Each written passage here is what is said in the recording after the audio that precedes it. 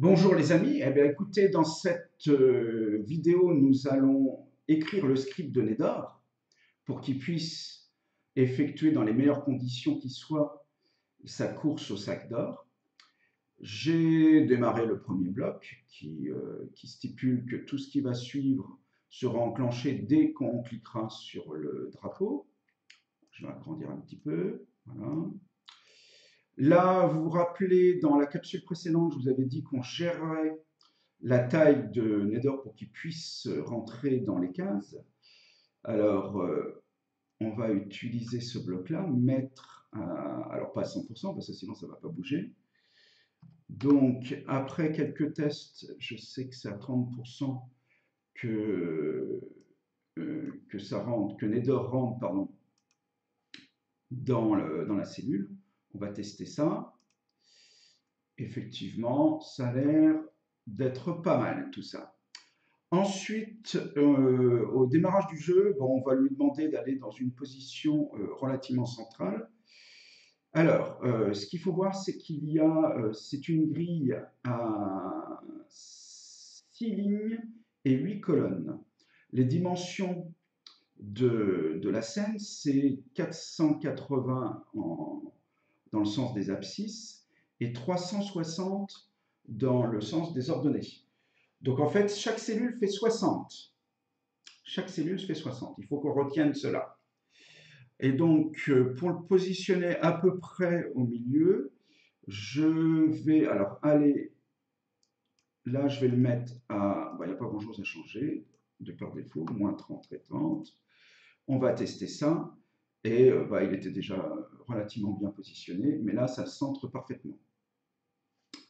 Voilà, et puis pour être sûr qu'il démarre, qu'il regarde bien vers la droite, ça n'a pas une importance particulière, mais je vais orienter Nether vers la droite, c'est-à-dire à 1,90.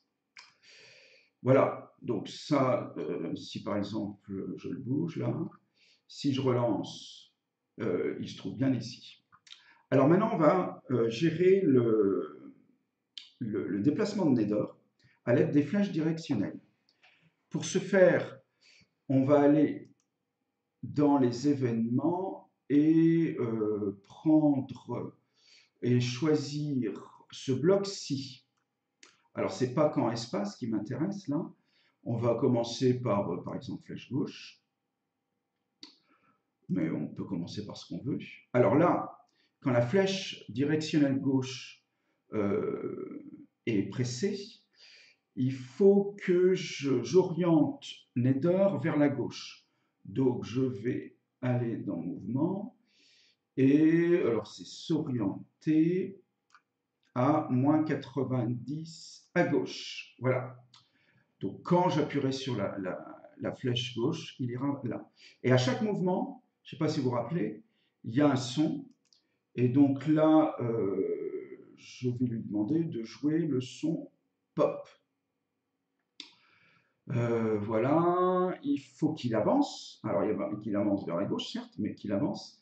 Vous rappelez que les cases mesurent 60, et donc il faut que je le fasse avancer de 60. Hop là, 60. Et puis, considérez s'il arrive au bout, alors là, ça sera forcément à l'extrémité gauche, il faut qu'il puisse rebondir si le bord est atteint. Donc là, il rebondit. Voilà, et donc on va réaliser 3 autres blocs de ce type-là, très très ressemblants. Alors on pourrait les écrire avec ce qu'on appelle les procédures sous Scratch, mais je vous montrerai ça ultérieurement dans d'autres vidéos. Donc là, on va le refaire et en même temps, ça peut entraîner. Donc quand, alors là, on va mettre quand flèche droite. Cette fois-ci, il faut l'orienter à 90 degrés pour qu'il aille à droite. Je joue le son pop, puisque je me déplace. On avance de 60 pas, hop, 60, et on rebondit si le bord est atteint. je recommence, mais cette fois-ci avec le haut et le bas. Donc si je vais vers le haut, cette fois-ci je m'oriente, on s'oriente. Alors bon, si on ne se rappelle pas, entre 0 et 80, c'est indiqué, donc c'est vers le haut. On joue le son pop. Ensuite, on avance de 60. Donc je vais là, on avance de 60. Pardon. À plein.